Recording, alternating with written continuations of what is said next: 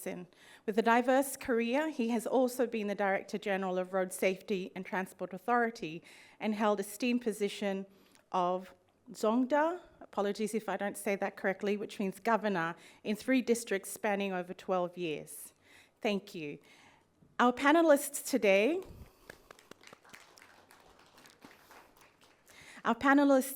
include Dr. Stephan Karl, Principal Research Fellow, Malaria and Vector-Borne Biology at James Cook University. Dr. Karl holds a PhD in biophysics from the University of Western Australia, with postdocs in vector-borne disease, epidemiology and entomology across prestigious institutions. He currently serves as Senior Research Officer at the Australian Institute of Tropical Health and Medicine at JCU. Dr. Siv is the Program Manager, National Centre for Parasitology, Entomology and Malaria Control, Ministry of Health in Cambodia. Dr. Siv oversees programs for malaria, dengue and helminths. He also manages the Global Fund's Malaria Grant as the PIP Manager and is a member of the WHO Guideline Development Group for Malaria Elimination Strategies.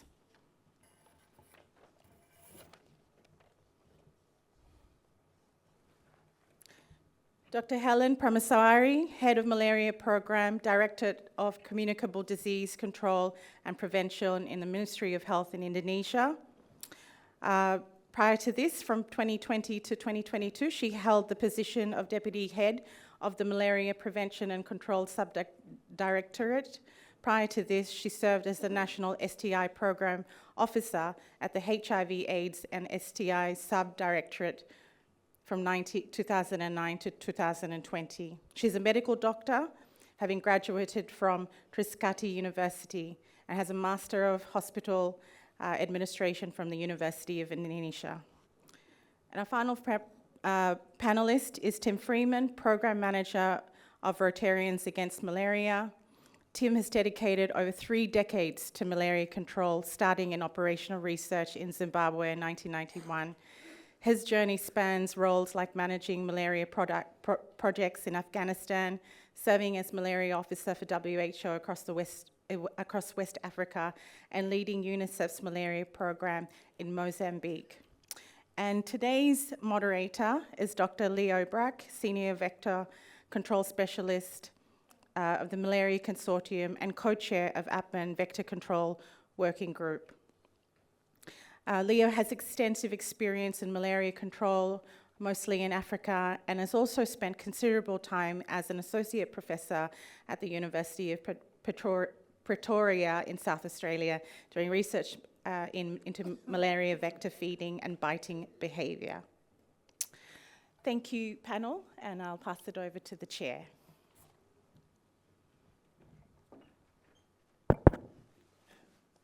I have the biggest pocket. So I can put everything here. I have a mobile. Sometimes I put my laptop right there. So it's the world's biggest pocket.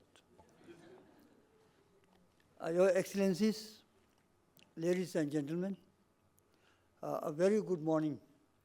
I bring greetings from Kingdom of Bhutan to the wonderful people of Papua New Guinea, and to all the distinguished participants. Let me also commend the government and the Ministry of Health of PNG and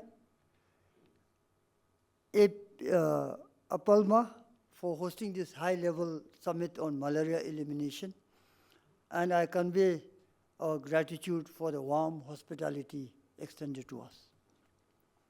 A hearty welcome to this pivotal session on capacity strengthening for vector surveillance. At the core of effective control and elimination lies robust vector surveillance. It requires a comprehensive understanding of vector populations, behaviors, and compositions, the vigilant monitoring of insecticide resistance, and the precise implementation of targeted interventions.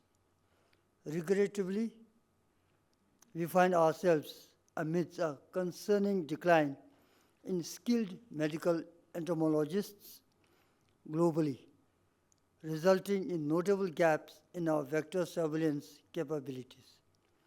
These gaps significantly challenge our ability to effectively monitor and control vector populations. Bhutan's journey wasn't easy. So I'll not get into the details of the Bhutan's journey. I'll skip. We began our malaria elimination program in 2010 and transitioned to elimination phase in 2013. We recorded our last indigenous case in November 2021, and maintaining 0 indigenous cases until 2024, Bhutan becomes eligible for WHO certification. However, thank you. However, while achieving elimination should be celebrated, sustaining the status must be the glory. There are numerous challenges to achieve elimination and more challenges to sustain.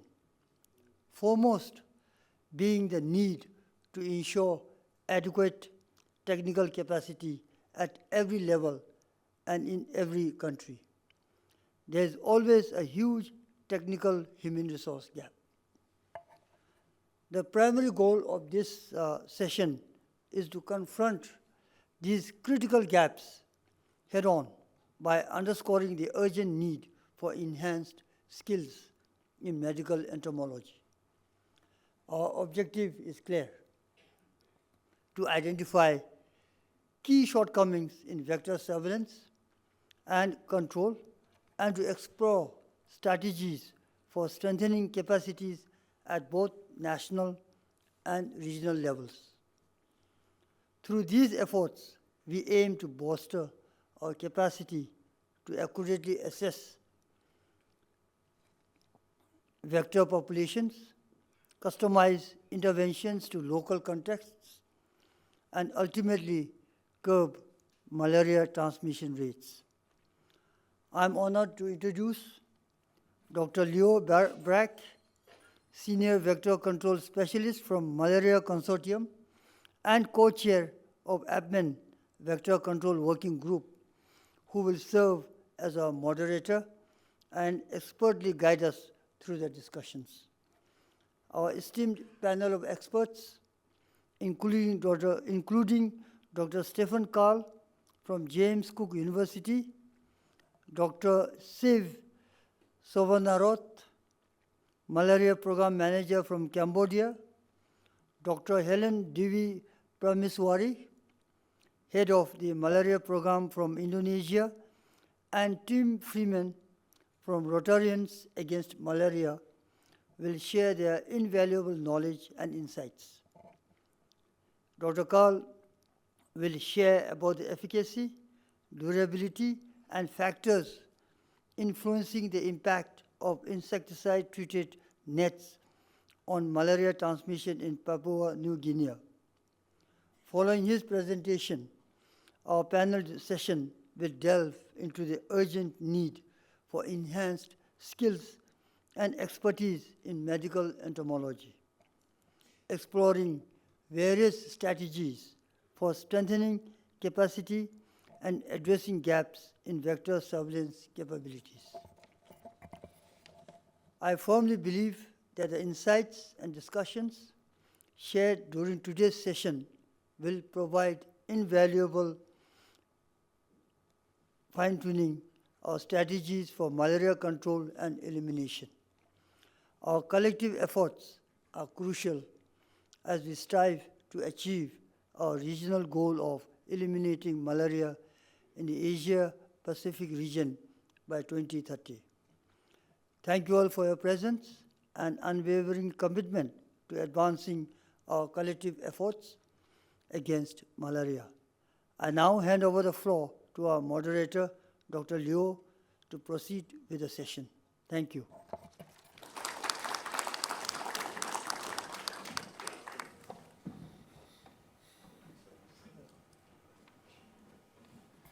So a very good morning to you, or very good day to you, ladies and gentlemen, and a very great thanks to Honourable Secretary for Health in Bhutan for the warm words, very warm words of welcome and introduction.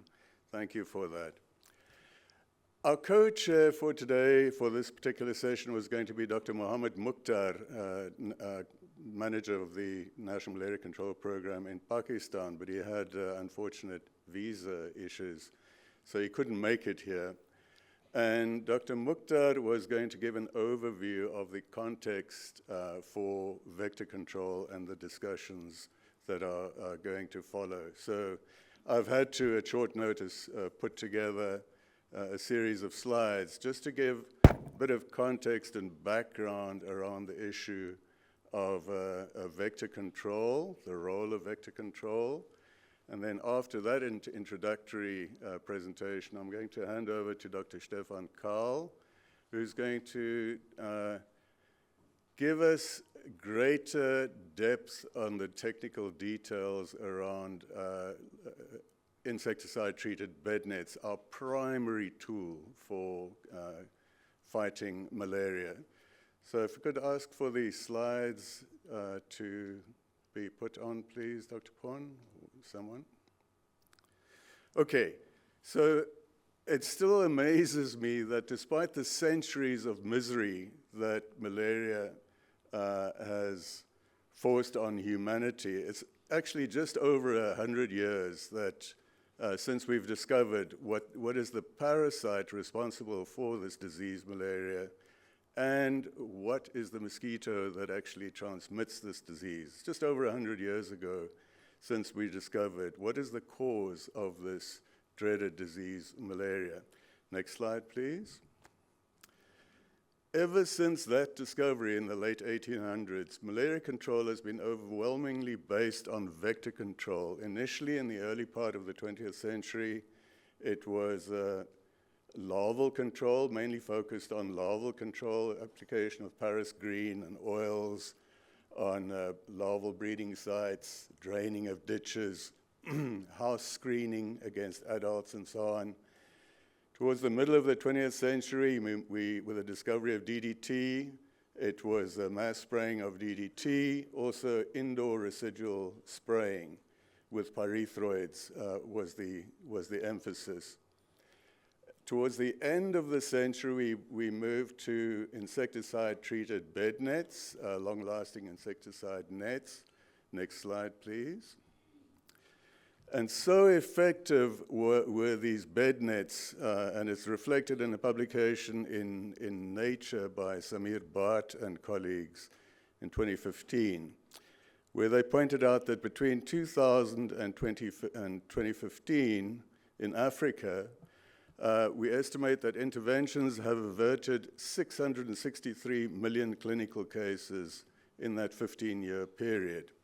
Insecticide-treated nets, the most widespread intervention, were by far the largest contributor, 68% of cases averted, while indoor residual spraying contributed a further 13%. So put the two together, vector control therefore reduced malaria cases by 81%. ACTs contributed about 19% towards malaria reduction. So it gives you an idea of the importance and impact of vector control in the fight against malaria. Next slide, please. I'm giving you facts here now that you're well aware of, but it's good to remind ourselves about it. So on the left-hand side, let's use the top graph, which is cases, morbidity. There was a steady decline between 2000 and 2015, and that trend should have resulted in the lower graph to 2030, where it was a steady tapering graph running down. But around about 2015, we hit a hiccup, a serious problem, primarily because of the development of insecticide resistance in the main malaria vectors, changes in biting behavior and so on, which meant that the drop in malaria cases was stalled to a large extent. And we're now on a trajectory where in many places it's not just stabilized, but malaria is actually increasing. So if we continue on a trajectory of business as usual, it's going to be the top graph, where by 2030, it's still at very high levels. The lower graph mirrors the morbidity graph, and the lower graph is mortality. Next slide, please.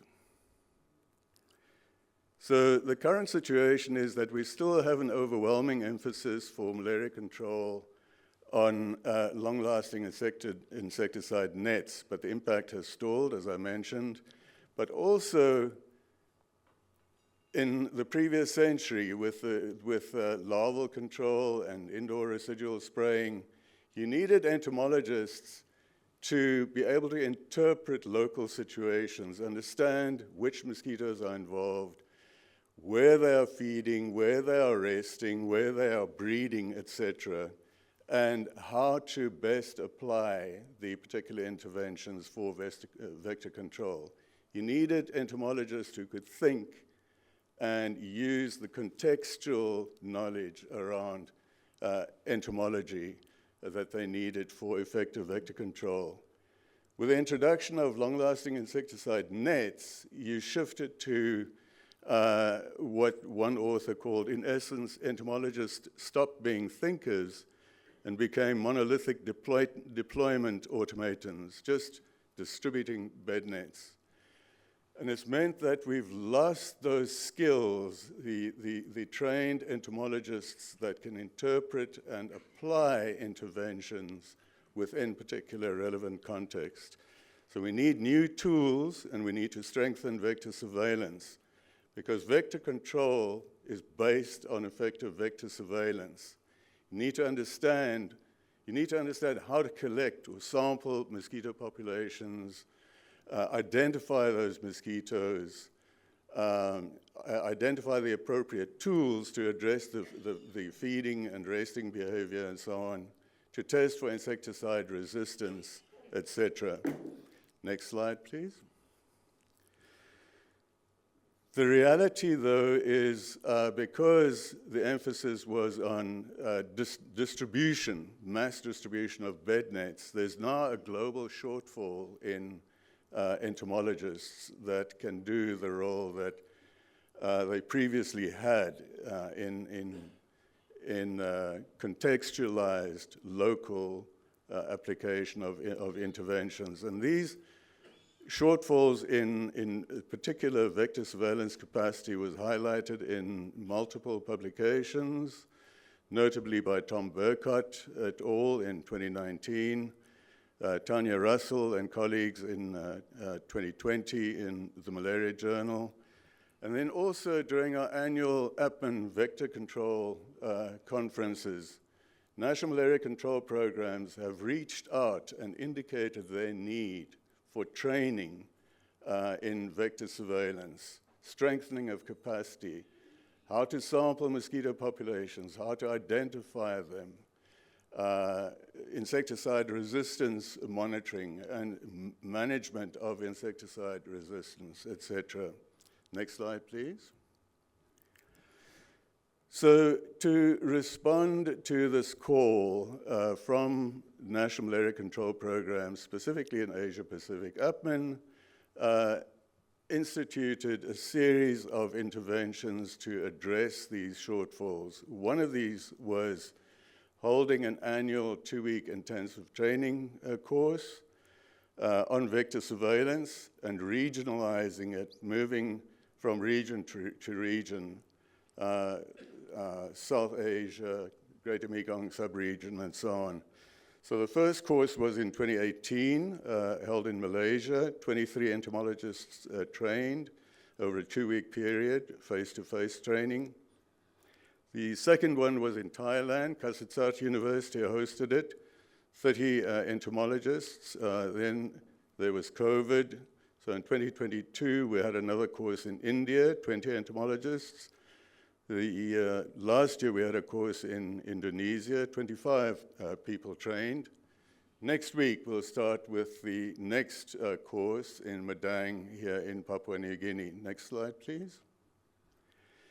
And the focus of that 2-week course is on creating a background around understanding the challenges facing malaria, lymphatic filariasis, dengue, etc. How to develop a surveillance program, what does it entail, how do you do it, how do you implement it, what are you actually measuring, mosquito field sampling techniques, field sample processing, microscopic identification using dichotomous keys, WHO insecticide susceptibility assays, how to establish an insectary and to manage that insectary. Next slide, please. In addition to training entomologists, there are also institutional lessons and benefits accrued as well. Next slide, I'm not going to bore you with the details there. We also hold short in-person courses, such as 2 weeks ago we had a 1-week course in Pakistan for Afghanistan, Bangladesh, and Pakistan. Had 15 participants for training in PCR techniques to identify parasites and vectors. Next slide, please. We also have online courses such as malaria vector surveillance and control, strategic planning, and others, GIS, etc. Next slide, please. Also webinars, between 3 and 8 webinars per annum on specific topics, such as earlier this year, new developments in indoor residual spraying. Next slide, please.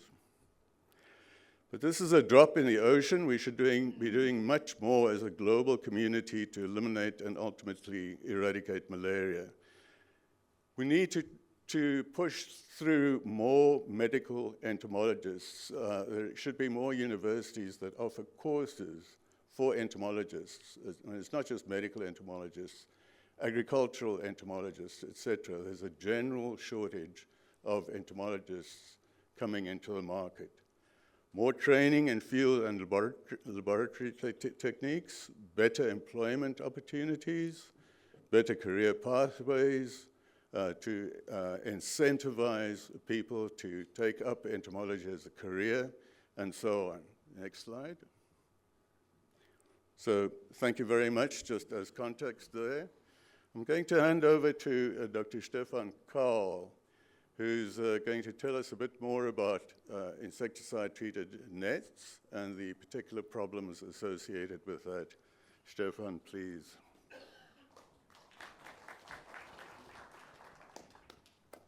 Thank you, Dr. Leo, for the kind introduction.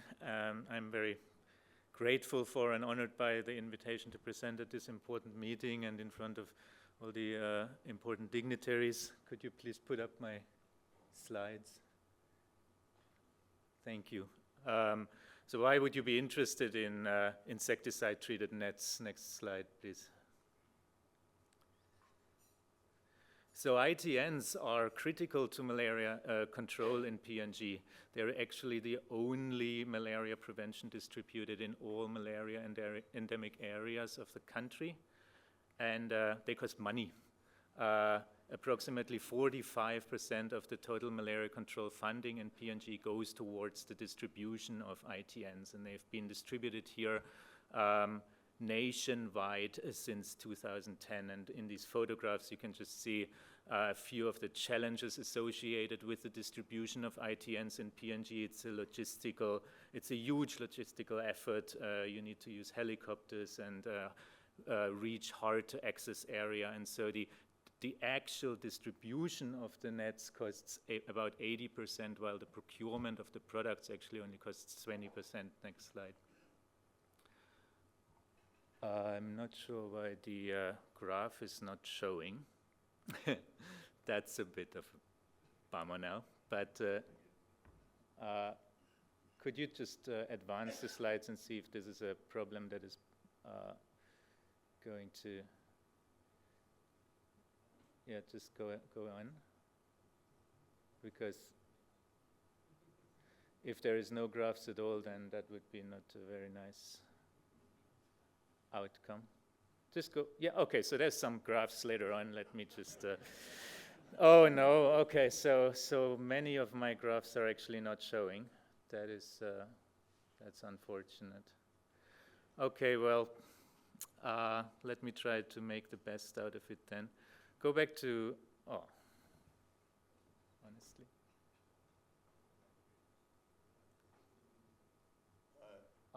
Are we able to fix it or not? Am I being effective in speaking with you? Can you hear me? Or is this not working?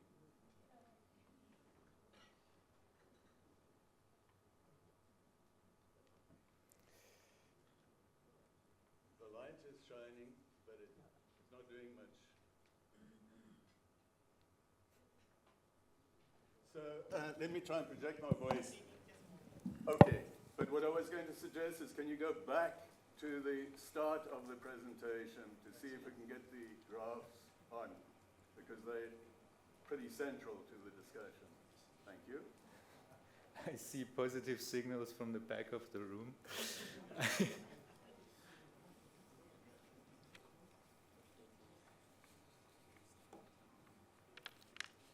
try again. Okay, I'm so thankful now. So let me just try to find my thread here. So I think,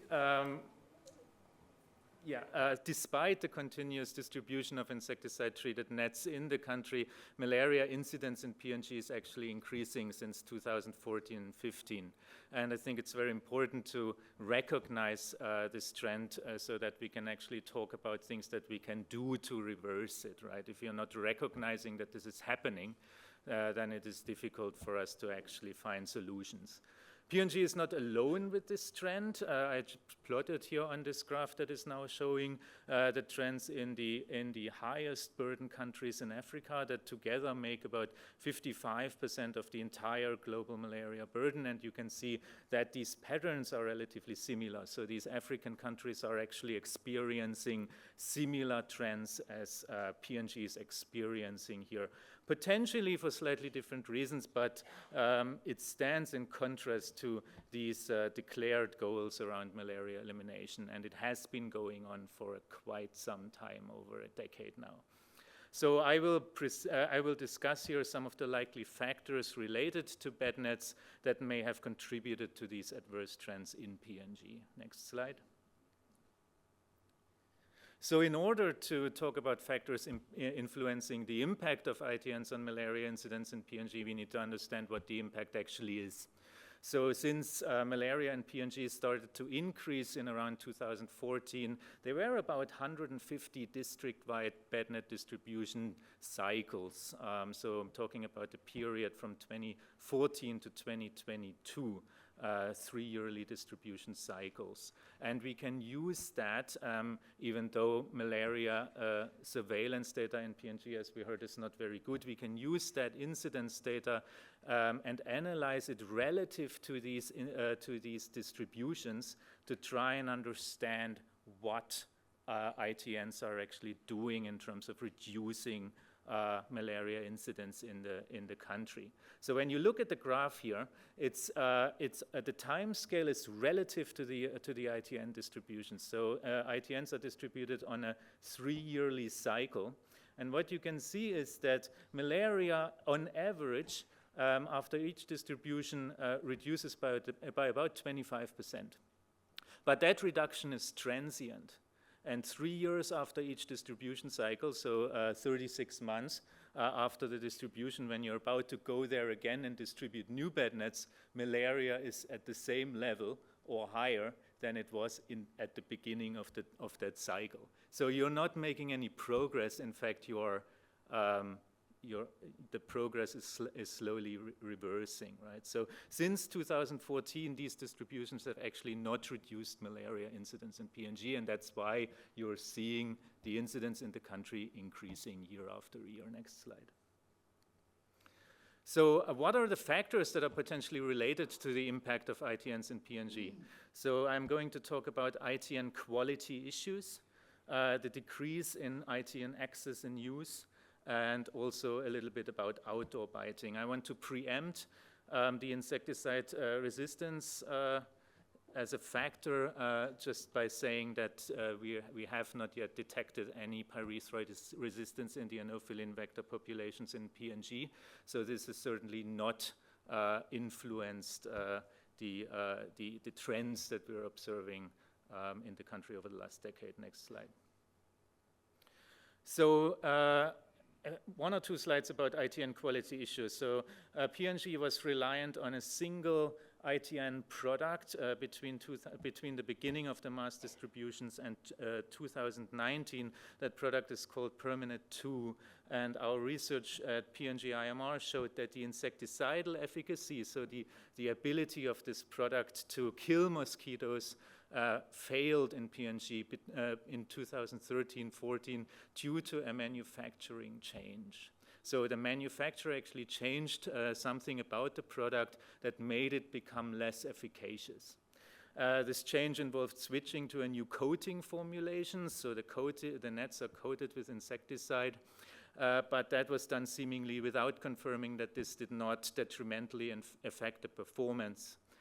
And this change obviously did not only affect the nets delivered to PNG, but it affected the nets delivered globally, the Permanent 2 nets delivered globally. We published widely on this. You can see some of the key graphs here.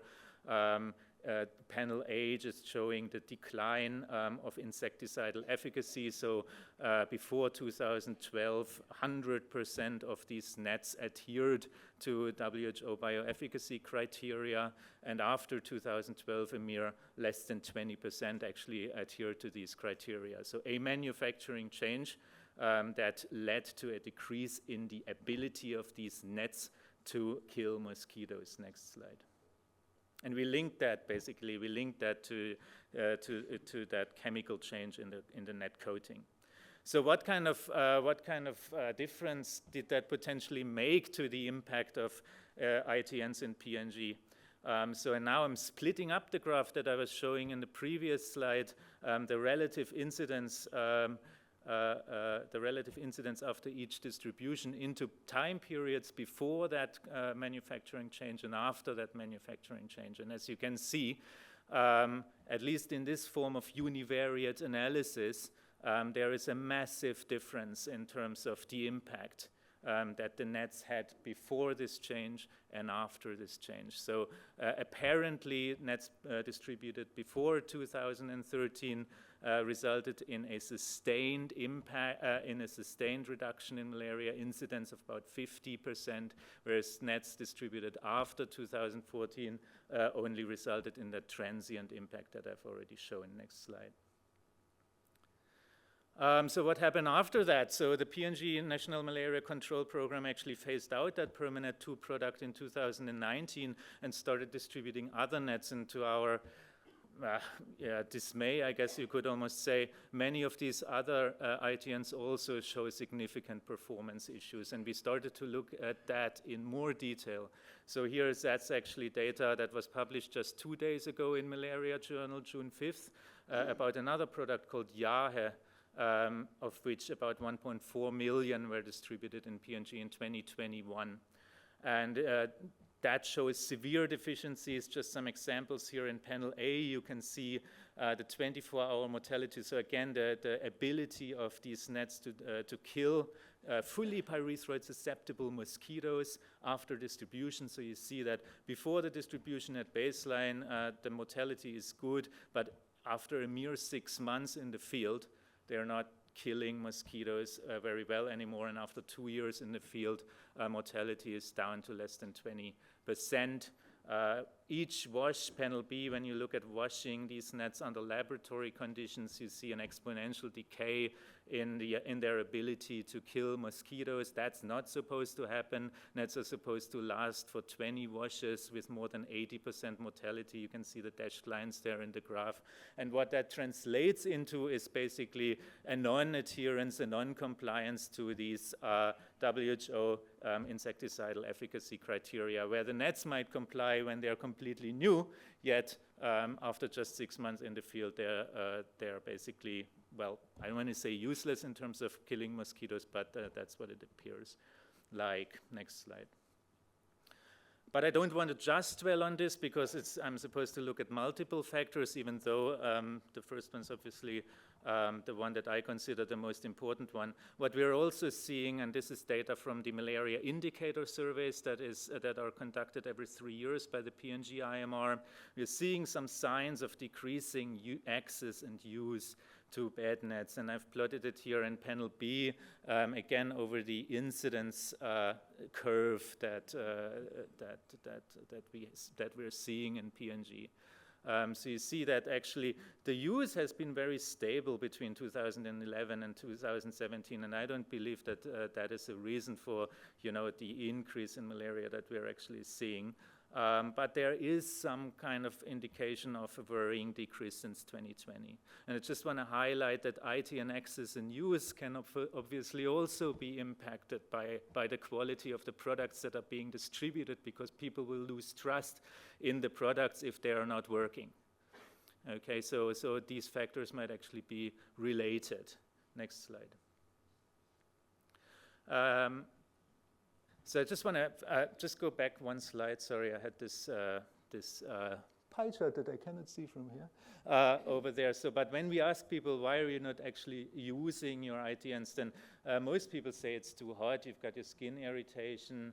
So the insecticide on the nets can cause skin irritations that people obviously don't like. Some say it's too much work, and 8% say we have bed bugs in the nets, and they're not dying, the nets are not killing them, and we feel entrapped in these nets together with the bed bugs, and we have to sleep there. So I just want to focus on that one a little bit, because it's an interesting one that is potentially not getting the attention that it deserves. Now, please change to the next slide. So this is what these bed bugs look like, and you can see them here happily propagating on, you know, a bed net. In a village. This photo is maybe just a few weeks old. So we find in surveys that about 50% of rural PNG households in Madang and the Sepik provinces have bed bugs or report bed bug infestations. We have data that shows that these are highly insecticide resistant, so the nets will not kill them. And when we ask people, what do you do when you find bed bugs on the nets, about 2/3 of the people will tell you that they use practices that might potentially reduce the durability of the nets. So they will wash them, they will expose them to sunlight, or they say they will outright destroy them, right? So about 2/3 of the people will do something potentially that actually might reduce the durability of the nets in response to these bed bugs. So there's a potentially underestimated problem for ITN durability. Next slide.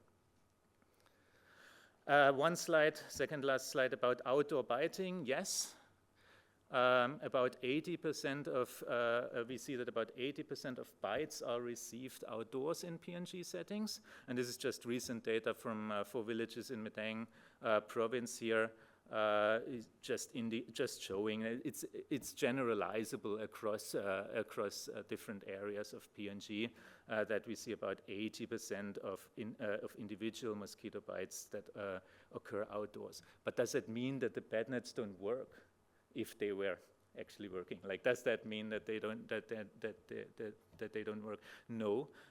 Because a mosquito actually needs to bite several times, right, before it becomes infectious. So it takes about 10 to 12 days for a mosquito between taking up the parasite of it actually becoming infectious as the sporozoites develop in the mosquito. So a mosquito needs to bite about 5 or 6 times, and during that, and so the probability that an individual mosquito encounters a bed net over those 5 to 6 biting attempts actually is pretty high, and that's what you can see in this bar graph here on the other side. And that's why nets that work and that have insecticidal efficacy are actually very important. Next slide. Even in these settings where we have a high degree of outdoor biting. Yeah. So this is just one slide about insecticide resistance, just to show you again that there isn't any. So this is from the WHO threats map. We contribute all the data to the WHO threats map, so this is all our data. There's no pyrethroid resistance apparent in PNG at the moment.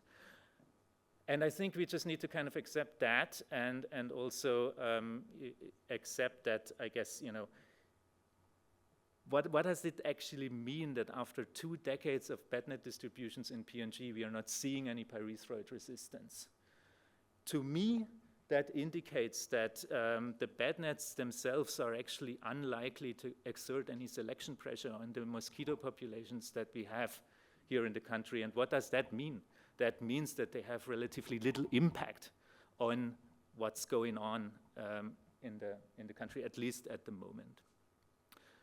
And I think now it's really my last slide. Let's see. Yes, I know I need to get off here. But supposed to include one slide about solutions to these potential challenges. I guess you can gather it. Like I would think that better quality ITNs globally, including all products, are really a primary need that needs to be addressed.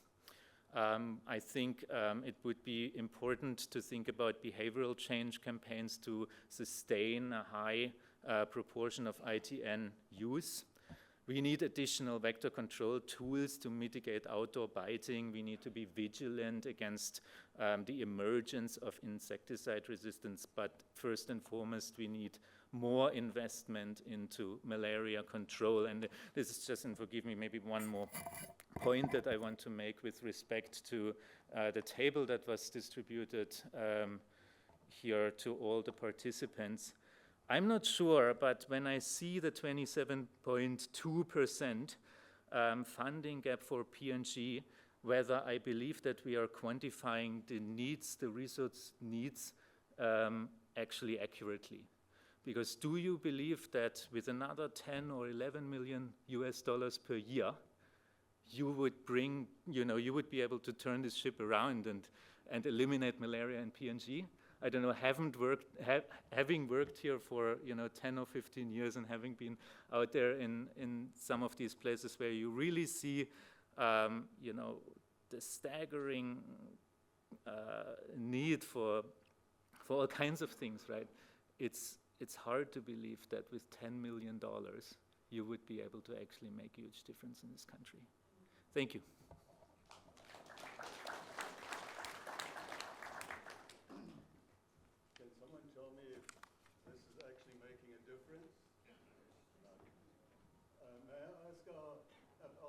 Research team, if you can do something. Okay. Okay. Stephan, thank you so much for that highly enlightening presentation that highlights a very, very serious problem, global problem. So we saw in the earlier presentation that the bed nets are responsible for at least 68% on average of cases averted. So, if you're relying on bed nets as your single tool, your most important tool to reduce malaria, you better make sure that that tool works. And we're not doing that. Stephan has projected evidence that shows bed nets are distributed at three-year cycles, but within 6 months, the efficacy drops down to 41%, and then I think what you said by end of 2 years, it's down to below 20% or something like that. But there's a dramatic decline before the end of the cycle of distribution. And that is a major, serious problem because it's our single tool to combat malaria. So I'd like to ask you, Stephan, What are your thoughts on how the situation around rapid deterioration of bioefficacy in ITNs, how can it be resolved? What has been done, and what do you think should be done? How does one go about improving the situation? Yeah. Okay, I'll try this one. Yeah, it's working. So we relatively early reported those observations to the Global Fund and WHO, and I guess what I learned about this in the last, and it's been going on for 6 years. What I learned about this is that it was really a regulatory problem, or it still is a regulatory problem, that there was just no appreciation that quality control for these important products was something that should be really taken very seriously. And so I think the framework, the regulatory framework for quality assurance of insecticide-treated nets was weak. Still is weak, I think, but I think, and I like to believe that at least in part this is due to our work. WHO has basically embarked on a revision of the pre-qualification guidelines for ITN products, so they are doing that at the moment, and every manufacturer, as far as I'm aware, is supposed to resubmit dossiers that show that basically form a baseline that can then be used to ensure consistent manufacturing of each individual product. So in an ideal world, this process would hopefully lead to consistent net products being released to the market. However, I guess the problem is that these are slow processes, and that will not solve the problem within a year or two. I think we would be looking at 5 to 10 years before these kinds of regulatory changes then really translate into into at least products with consistent quality that can be checked, right? And I think that was the problem before. That there was basically no really stringent quality assurance framework. So I think that's one thing, WHO basically establishing the quality assurance framework. But then, that will probably ensure consistent manufacturing and stuff like that. But we actually need better nets. Like, we should be striving for, improving this product, right? Not just to kind of make it consistently bad or something like that, right? So I think we want to try and figure out how we can improve bad net products, and so I think their funding for research to develop better ITNs is actually needed. So, and I'm not necessarily only talking about the next generation ITNs that are there to counteract pyrethroid resistance, but I'm talking about more durable ITNs, for example, that just last longer, right? Because we see that the most cost associated with this is the distribution and not actually the manufacture. We need a system that rewards quality over price for these products. So I think that is a very important aspect. How do we quantify that? So we need some way to assess potentially the cost effectiveness of these ITN distributions, so that we can see that distributing higher quality products actually is more sensible. Okay, so I think we need that. And I just want to also extend that sort of warning that I think that next generation products are basically still subject to these same problems. So they are not going to be the solution to these quality issues alone. That's it. Sorry? Yeah, I'm going to ask you now, Dr. Siv. So, Stephan, thank you so much. What you say is worrisome, you know, when you start talking about it's going to take another 5 to 10 years to hopefully address some of these issues, just to bring the nets up to a standard where they are supposed to be, never mind improving them. So I'd like to ask, you were talking about experience mainly in Papua New Guinea and then reflected in the literature elsewhere. But let's ask Dr. Siv and Dr. Helen about the situation in Cambodia and Indonesia. Do you have you know, experience in these bednet bioefficacy issues, Dr. Siv? Yep, thank you, Chair, and thank you, our Honourable audience. I just want to continue one short, quick edit to the previous speaker has been mentioned that the problem is WHO pre-qualification. All the bednet that pass phase 3, they will receive phase 3 pass and can call pre-qualified. And the problem is when the net has been pre-qualified, they can be sold. It means that the all program order, they can sell it. But the company had to require to do more work in order to complete their document to become full qualified. But however, pre-qualified they can sell. Some company may cheat you. They only need pre-qualified and they can sell million on net. They get a low $1 million, but at the end they are fall. They fail to submit the other. But however, they fail, but they already do some social marketing at the beginning. So that's why the more important of the country, you need to have capacity to monitor the bednet use and also the quality of insecticide that has been used in the field, like this previous speaker has been monitored in the country. So I can give example in Cambodia.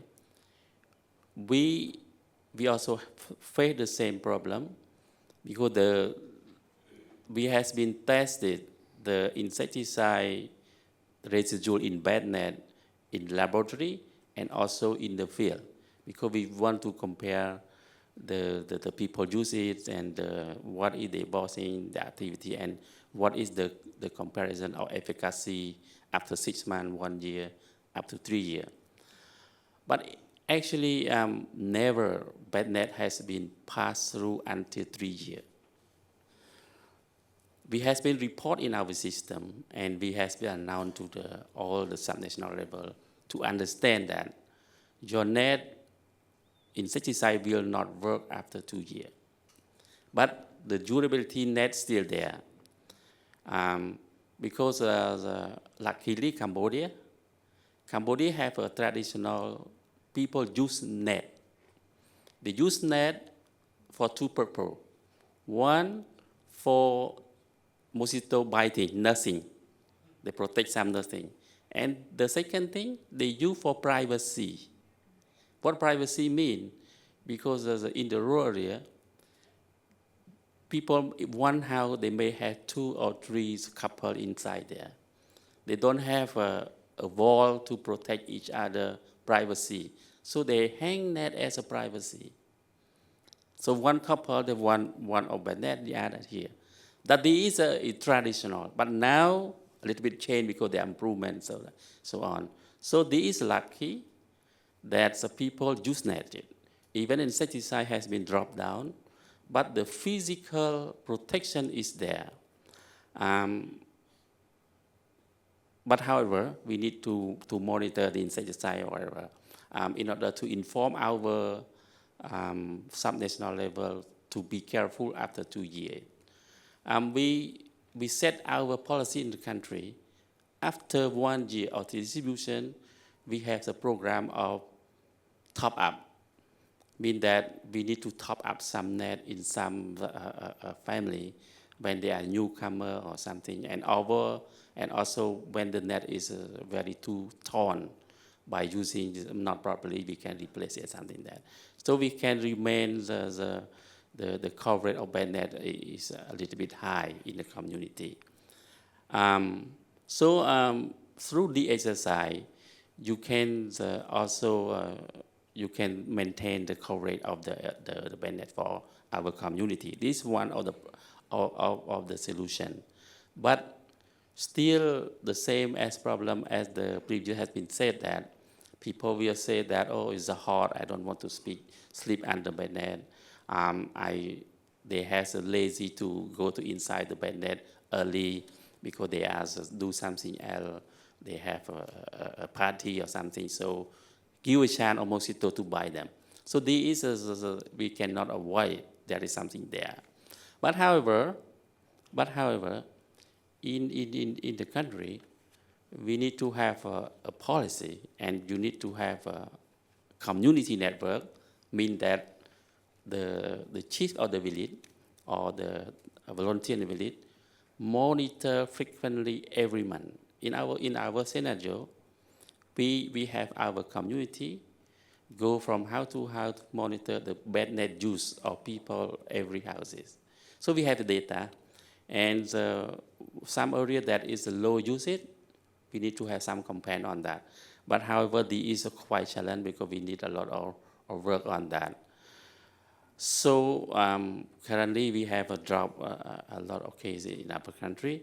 So we never has insecticide resistant with pediatroid in the country, but not the same case as the previous speaker. We said that because of the bed net is very low standard, and so there's no chance to fit to insecticide resistant by mosquito. But our efficacy is still high up to 2 years. But after that, yes, it really gone. But depend, sure, depend on some area. Most likely, we have a challenge with the northeastern part of the country, the minority area. The efficacy of the net is less than 1 year and 1.5 years, because their practice use on net are not quite well compared to the other.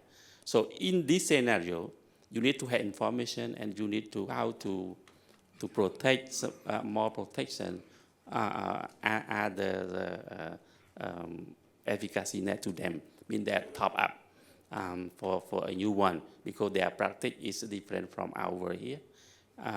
Because some other majority people may have a high knowledge about net caring or something like that. Thank you. Thank you, Dr. Siv. So it seems like Cambodia has a similar experience where the killing effect of the net doesn't last the whole cycle of 3 years before nets are re-provisioned.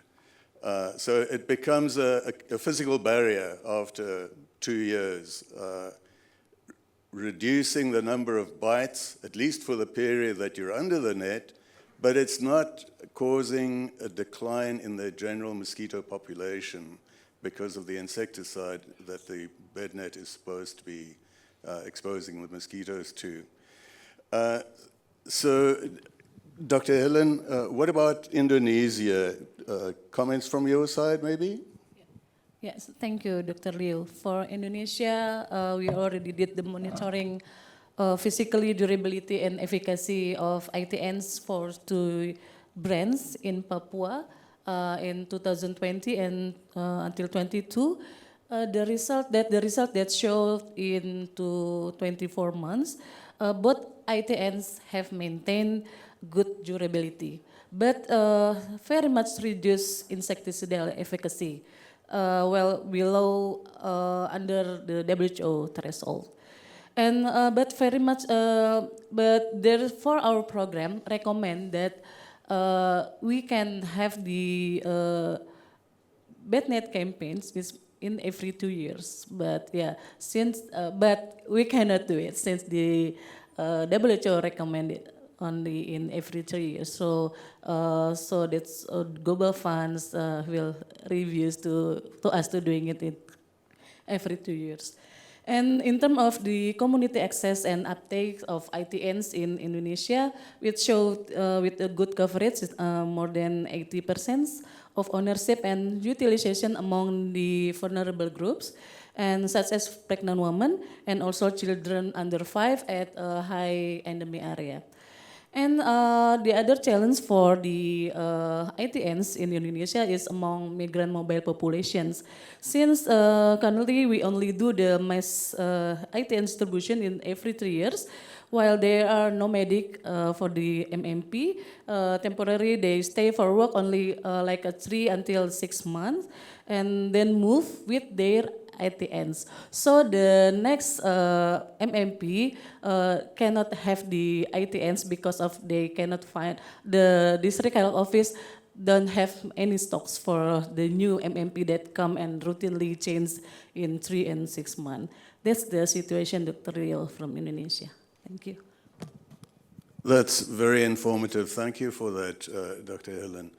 So I'd like to pose a question to Tim Freeman from Rotarians Against Malaria. Stephan was referring to, you know, the limited bioefficacy of the net, effectively less than 6 months out of a 3-year cycle. So that's, you know, the effectiveness of the net. There's the added element, as Dr. Helen was referring to. It's not just that, there's also the access to nets by general population and the actual use of those nets. In your experience in Papua New Guinea, you know, how good is the uptake and use by the general population at risk of these bed nets that you're distributing? Please, Tim. Okay, good afternoon. Thank you very much, Leo. Before I just answer that question, I'd like to make a couple of comments. I'm very happy that Leo and Stephan have mentioned 2015. This is a pivotal year, and to see that my home country, because I was born in Nigeria, is actually having the same issue as PNG was actually very encouraging for me, because one of the major constraints we've had in the last 6 years since we have been arguing with Global Fund and WHO is they're saying this is a PNG problem. PNG is special. And I'm going, no, you cannot be supplying nets to PNG which are different to anywhere else in the world. And yes, Africa has talked about insecticide resistance. There was no magic start of insecticide resistance in Africa in 2015. I worked in West Africa in 2002, and already there was a huge amount of insecticide resistance in West Africa. So this wasn't something that suddenly happened. It was all over the place. And I just want to stress what has been said before, is that I've been working with the National Department of Health here, coordinating the distribution of nets since 2010 in PNG. We have changed nothing. We've done exactly the same thing. We go to every village every 3 years. But suddenly, from 2015, that same methodology stopped working. And I think, I don't want to disrespect Stephan here, but the graphs that he's showing actually underplay the problem. For my own analysis, before 2013, when we distributed nets, on average, malaria 3 years later would have gone down by 25%. After 2014, on average, malaria went up by 25%. So you get a nice curve, which is almost the same, going down and going up the same speed on the other side. And it didn't happen over a period of time. Suddenly there was a switch at the end of 2013 when things worked well, and after that time, it didn't work well. And using an old English saying, it's been like flogging a dead horse, because basically it's been very discouraging for me as being a malaria person, having to spend billions of dollars and seeing our interventions not working at all. Well, not until the last couple of years. So going back to, I wanted to stress those before going back to access. Yes, Stephan showed us a graph showing us that in PNG, it appears that usage and access to nets are going down. And I think we have to be very, very careful how we interpret that data. PNG is special because we have rolling campaigns. We don't just have a campaign all at one time.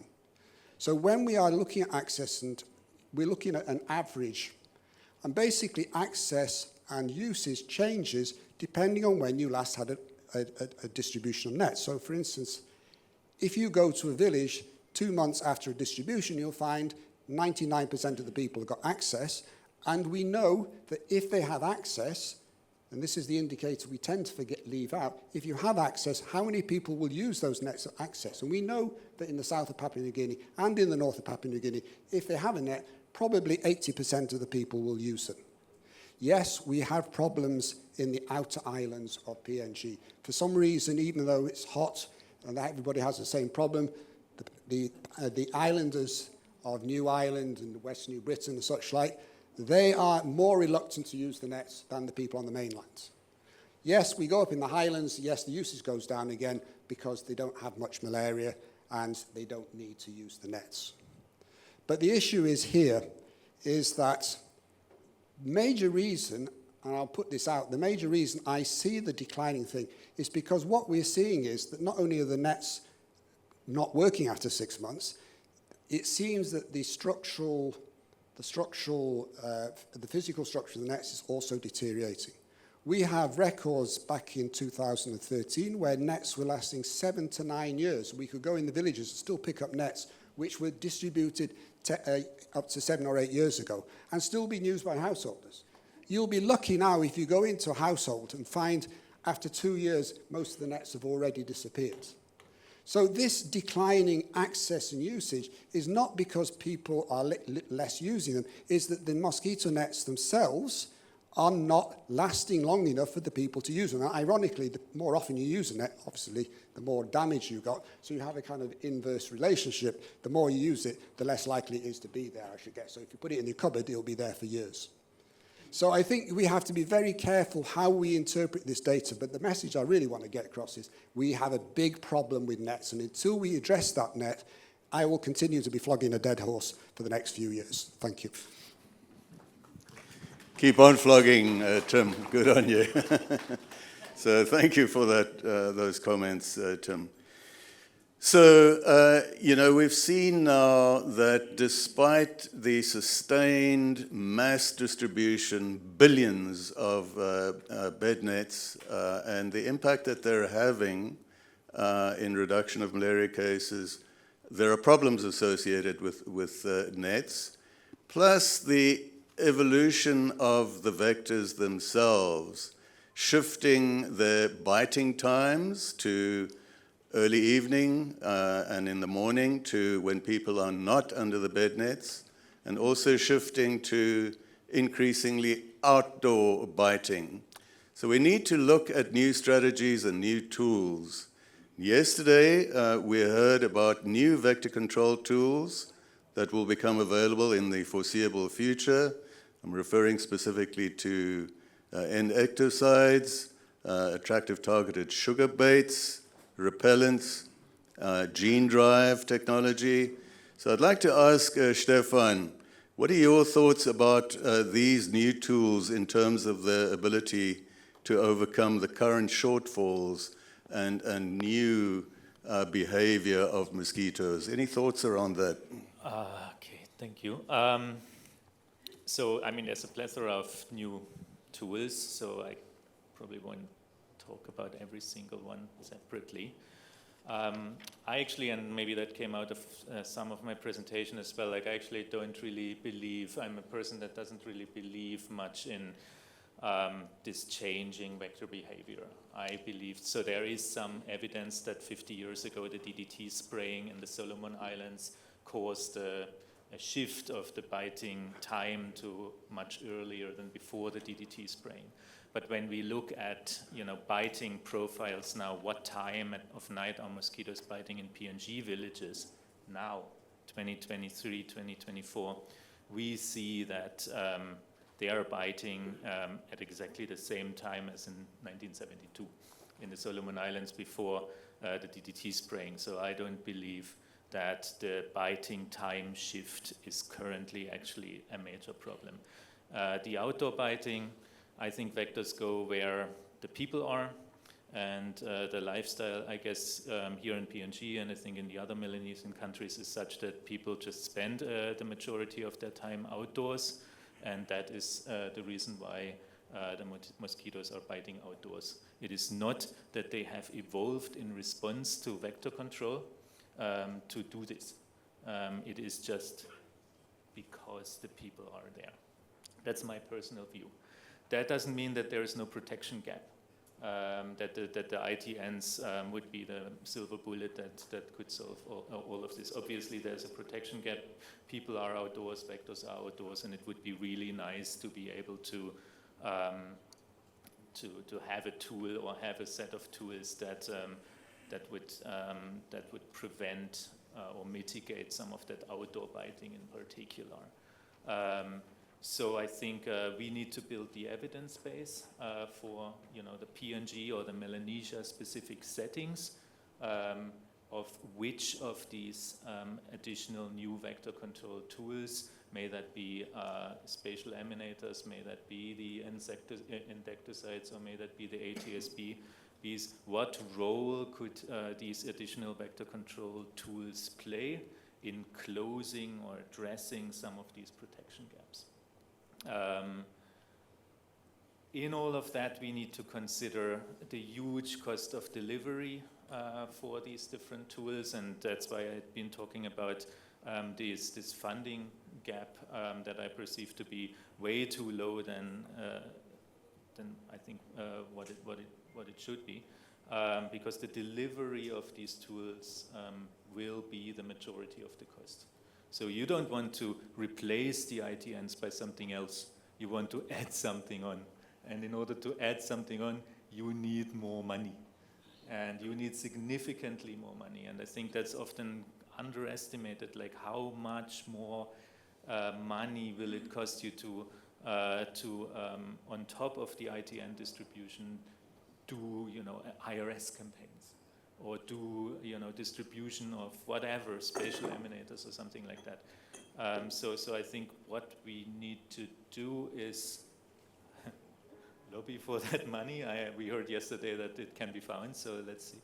But then I think the other important thing is that we need to try and define use cases for these alternative vector, for these additional vector control tools too. It's not that we would distribute them, or I guess it's not.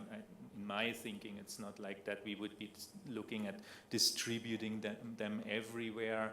We would basically rely on the data to tell us where it would make sense to distribute them, and then in a sort of stratified, subnationally stratified approach, include a mix of cost-effective vector control interventions into the malaria control strategy, whatever they are, based on evidence. Thank you, Stephan. So I think we've got to recognize that there are differences between Africa, where more than 90% of the world's malaria is present, and Asia Pacific. The vectors in Africa, the primary vectors, Anopheles gambiae, sensu stricto, and Funestus, sensu stricto, and so on, are primarily indoor feeding. And there's been accumulated scientific evidence that has proven that there have been shifts in the timing of biting behavior in African situations.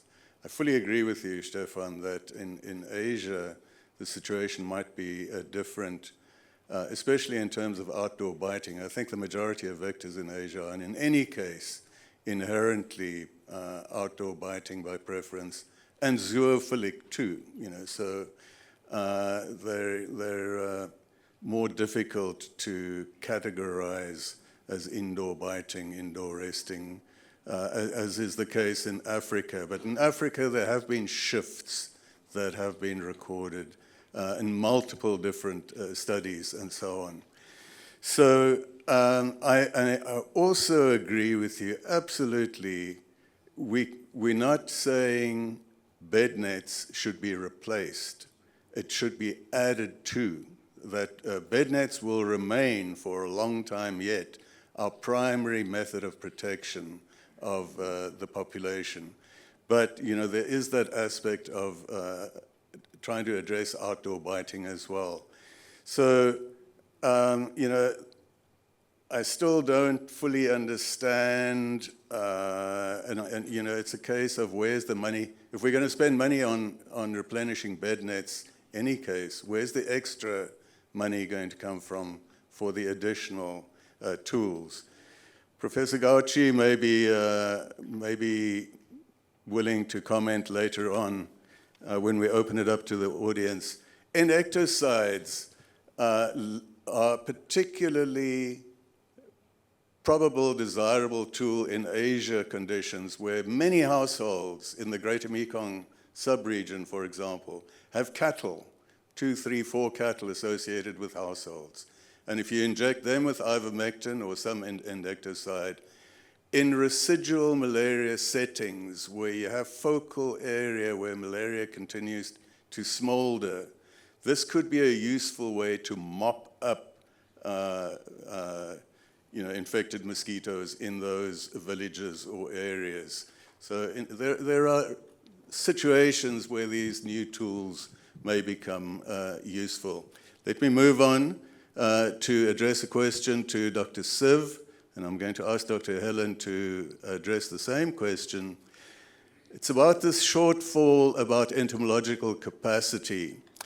Can you share your insights on the entomology staffing levels and skills capacity in your country and perhaps other countries that you are aware of? Do you have enough field entomologists, and are they well trained? And if not, what are the reasons for that capacity shortfall?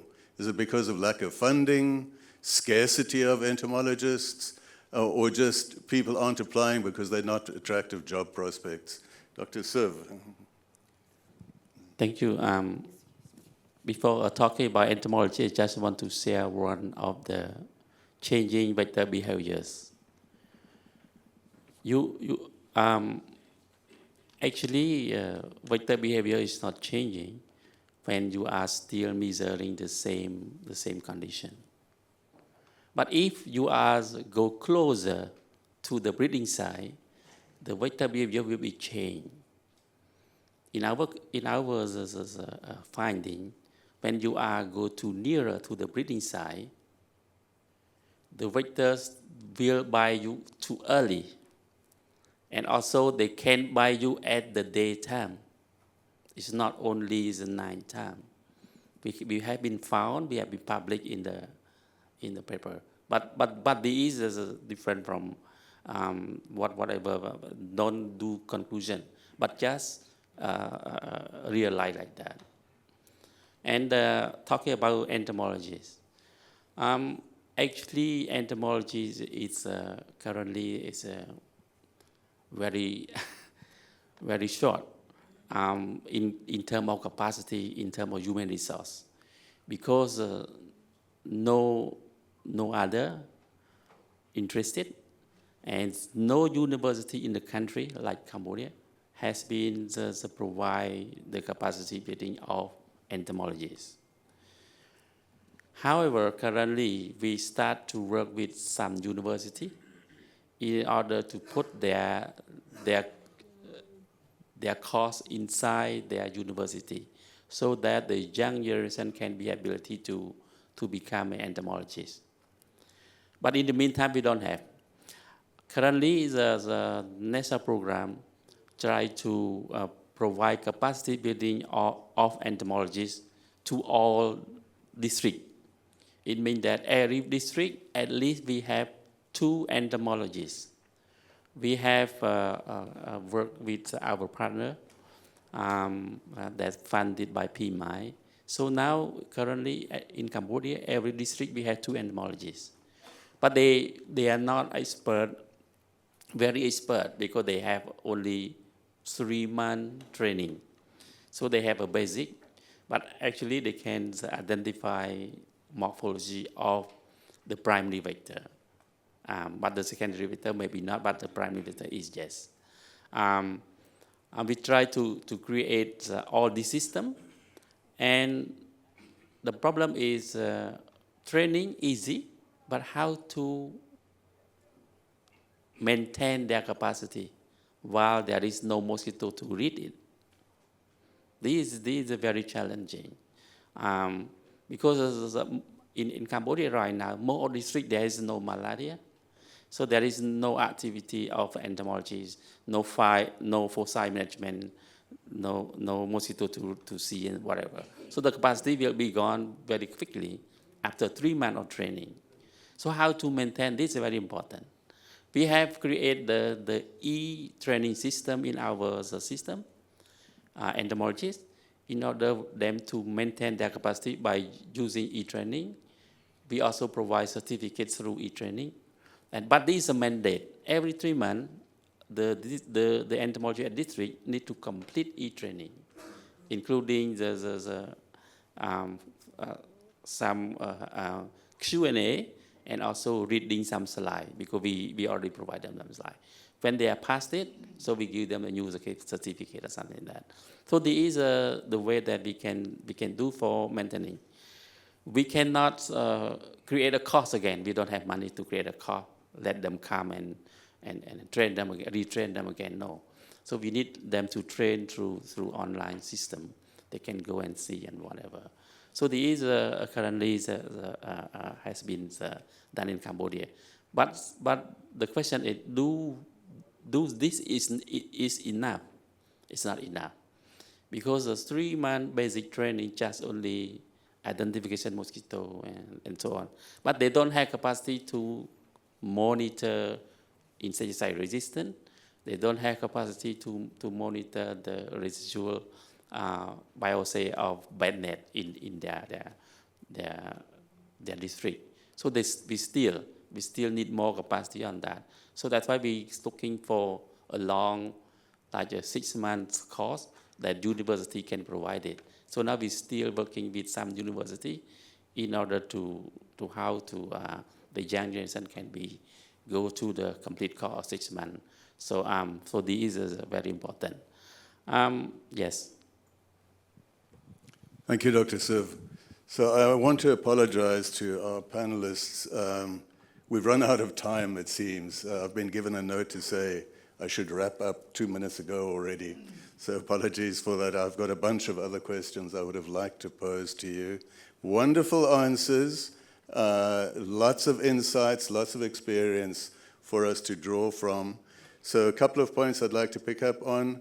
It seems like it's not only PNG that's experiencing this problem of reduced efficacy of the insecticide component in the nets in terms of its availability to the vectors. It's shared by a number of other countries as well. It's not just PNG. Other countries are having the same problem where the bed nets are below 2 years in terms of their efficacy. And then the other issue is, you know, if there's no university in the country producing entomologists, you've got a problem. Because you need entomologists to identify, to catch mosquitoes, to know how to sample them, to identify those mosquitoes. And critically, as Dr. Siv pointed out, you need entomologists to go and monitor whether there's insecticide resistance developing in the mosquito populations that you have. Otherwise, you're going to spend resources in putting out insecticides that have no impact at all. You're wasting time and effort. So there is a problem with entomological skills availability.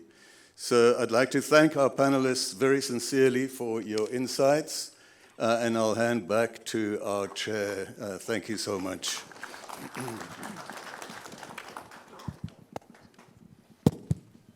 Thank you very much, Dr. Leo, for successfully, bringing a close to this session.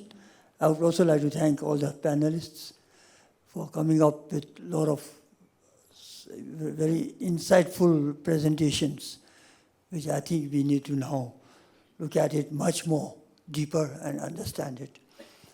So with that, also I would like to thank the audience for your very kind attention. And since there's not much time, I would like to close this session. Thank you very much.